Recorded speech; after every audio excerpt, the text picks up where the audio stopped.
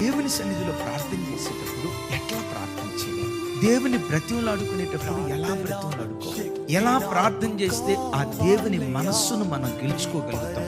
ప్రార్థించటం వేరు, మొరపెట్టడం వేరు. మొర అనే మాటకు డీప్ క్రై అనే పదం ఇంగ్లీష్ లో వాడబడింది. బిడ్డను కనేటప్పుడు ప్రసూతి కాలంలో గర్భస్థ తల్లి కేకలేస్తదే, ఒకేసారి 20 ఎముకలు విరిగిపోతే ఎంత బాధ ఉంటుందో, ఒక తల్లి ప్రసవ వేదన అనుభవించేటప్పుడు అంత బాధ.